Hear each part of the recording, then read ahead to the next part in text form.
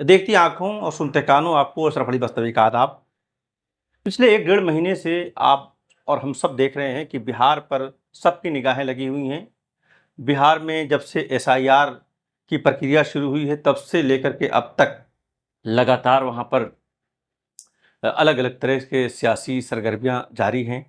राहुल गांधी मताधिकार रैली वहाँ पर कर रहे थे, वो मुकम्मल हुई है।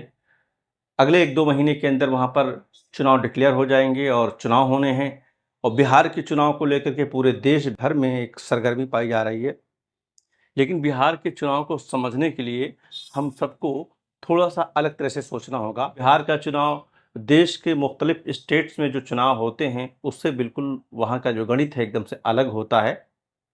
बिहार का चुनाव सीधे तौर पर हिंदुत्ववादी बनाम सेकुलर नहीं होता, बल्कि बिहार में जातिवाद किस कदर वहाँ पर वहाँ के चुनाव को असरअंदाज होता है, ये बड़ा दिलचस्प होता है। और आज भी अभी मैं 15 दिन पहले बिहार की राजधानी पटना में था, तकरीबन 1 हफ्ते तक, और मैंने वहाँ पर मुख्तलिफ लोगों से, ख़ास तौर से आम लोगों से, ख़ास लोगों से, रेहड़ी वालों से, पटरी वालों से, ड्राइवर्स से, हर एक से मैंने बातचीत करने की कोशिश की और ये समझने की कोशिश की कि आने वाले चुनाव में लोग किन बातों को मद्देनज़र रखेंगे और वोटर क्या सोच रहा है। तो आज भी जो ओवरऑल जो मैंने समझा है, उसमें जाति सबसे ऊपर नज़र आती है। तो आइए हम समझते हैं कि बिहार में जातीय जो संरचना है, इलेक्शन में जो काम आती है, वो किस तरह से काम करती है। बिहार की राजनीति और जातीय समीकरण क्या होता है?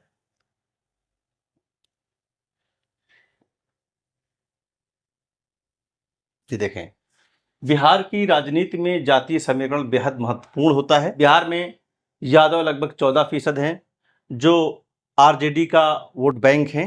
लालू प्रसाद यादव का MY formula, Muslim Yadav formula, Yadav bank RJD के साथ-साथ मजबूती से जुड़ा हुआ है। हालाँकि अब बताया जा रहा है कि जो युवा हैं, वो एक छोटा-सा हिस्सा बीजेपी की तरफ भी मूव कर रहा है। भी कुर्मी जो है, जो कुर्मी वोट बिहार का है, वो सीधे तौर पर ये माना जाता है कि नीतीश कुमार का वोट है।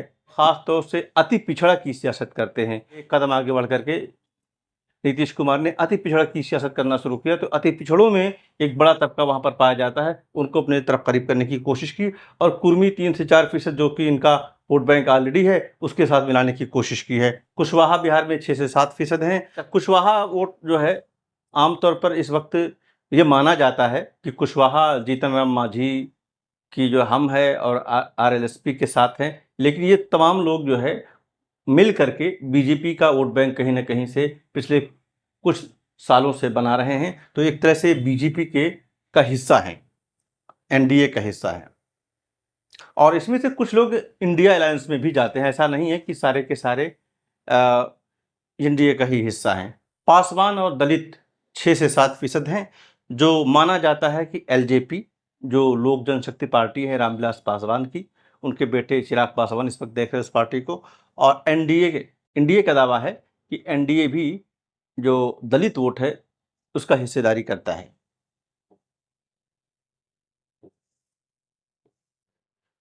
रही बात मुसलमानों के 16 से 17% वोटों की, तो ये पूरी तौर पर मज़बूती के साथ माना जाता है कि मुसलमानों का सबसे बड़ा हिस्सा आरजेडी के साथ है, उसके बाद कांग्रेस, और कुछ इलाकों में, ख़ास तौर से जो सीमांचल का इलाका है, एमआईएम वहाँ पर मज़बूत पाई जाती है, तो एमआईएम के साथ भी मुस्लिम वोट पाए जाते हैं। रही बात बीजेपी की, तो बीजेपी के पास बिहार के अंदर 12 से 13% अपर कास्ट हैं, वही इसका मेन आधार हैं। हम लोगों कुशवाहा बिरादरी की जो पार्टियां हैं, उनके साथ मिलकर के एक तरह से अपना एक वोट बैंक क्रिएट करती है।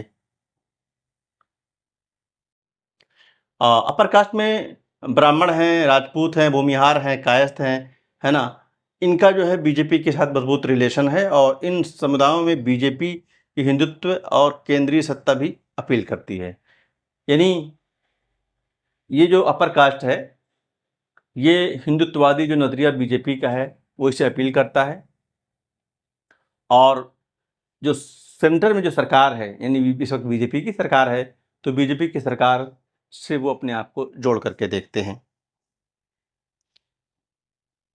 ये एक पाई चार्ट आप देख रहे हैं, ये है कुर्मी 3 से 4%। जैसा कि मैंने बताया कि कुर्मी 3 से 4% हैं, जो जेडीयू और नीतीश के एक तरह से वोट बैंक हैं। कुशवाहा 6 से 7% जो आरएलएसपी और हम आदि के साथ हैं। मुस्लिम 16 से 17% यहाँ आप देख रहे हैं कि जो आरजेडी, कांग्रेस और एमआईएम में, और यादव आरजेडी के 14% हैं जो आरजेडी के मजबूत आधार हैं। और पासवान और दलित 6 से 7% हैं जो एलजेपी और एनडीए, और अपर कास्ट 12 से 13% जो बीजेपी का आधार है। तो ये पूरा जो ये चार्ट है, ये पाई चार्ट आप देख रहे हैं स्क्रीन के ऊपर, ये पूरा का पूरा चार्ट जो है ये बताता है कि बिहार की जो राजनीति है उसमें जातीय समीकरण किस तरह से वहाँ पर बटा हुआ है और किसके हिस्से में कौन कौन सी जातियाँ हैं जो उन्हें वोट करती रही हैं। लालू का जो एमवाई का फार्मूला था मुस्लिम और यादव का, यानी 16-17% मुसलमान और 14% यादव, इसको लालू प्रसाद यादव ने बड़े अच्छे अंदाज में यूज़ किया, मिलाया, और मिलाने के बाद आपने देखा कि 1990 से लेकर के 2005 तक बिहार के अंदर लालू प्रसाद यादव का पूरा दबदबा रहा। पर कांग्रेस की ऐसी कुछ गलतियां रही वहाँ पर माजी में, जिसकी वजह से भी लोग कांग्रेस से निकल करके दूसरा जो विकल्प था उस तरफ गए। 1989 में भागलपुर का जो दंगा हुआ उसमें सीधे तौर पर कांग्रेस को मुर्दे इल्ज़ाम ठहराया गया, जिसकी वजह से मुसलमान नाराज़ हुए और उन्होंने आरजेडी का साथ दिया, यानी लालू प्रसाद यादव का साथ दिया। नीतीश कुमार के सामने चूंकि उनकी जाति कम है, छोटी है, 3 से 4% उनकी जाति है, तो उन्होंने एक दूसरा कार्ड खेला, अति पिछड़े का कार्ड खेला। और उन्होंने ये देखा कि अति पिछड़ा यानी पिछड़ों के से ज़्यादा पिछड़े जो लोग हैं उनको अति पिछड़ा का एक बाकायदा एक फॉर्मेट बनाया और उनको टारगेट किया और ये समझाया कि मैं तुम्हारी राजनीति करने के लिए आया हूँ। और बीजेपी तो आप जानते ही हैं कि वो अपर कास्ट की पार्टी है और अपर कास्ट उनका वोट बैंक है, और साथ ही साथ वो अपने हिंदुत्ववादी नज़रिए को सामने ला करके सारे हिंदू जो सेक्शंस हैं उन तमाम को अपना बनाने की कोशिश करती है, और उसमें बड़ी हद तक वो किसी न किसी दर्जे में कहीं न कहीं कामयाब भी होती है। आपने देखा कि किस तरह से बिहार के जो वोटर्स हैं अलग-अलग खानों में अलग-अलग पार्टियों के साथ किस तरह से बटे हुए हैं। जातीय समीकरण वहाँ पर सबसे ऊपर है। हिंदू, मुस्लिम अगर आप कहें, या हिंदुत्ववादी और सेकुलर 2 हिस्से में अगर आप करें, तो ऐसा बिहार के अंदर आपको देखने को नहीं मिलेगा।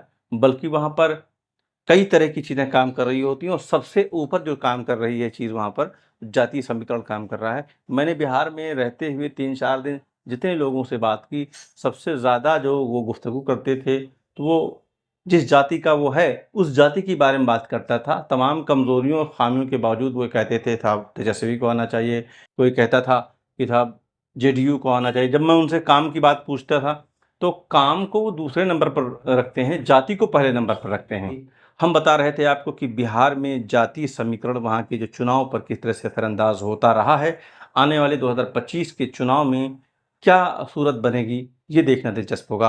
अगर आपको हमारी ये वीडियो पसंद आती है तो आप अपने फेसबुक पेज पर इसे शेयर करें, लाइक करें और कमेंट भी करें, ताकि हमें अगली वीडियो बनाने में मदद मिले। और अगर आप किसी टॉपिक पर बिहार के चुनाव के मुतालिक वीडियो चाहते हैं, आप तक वो वीडियो लेकर आएँ। बहुत-बहुत शुक्रिया।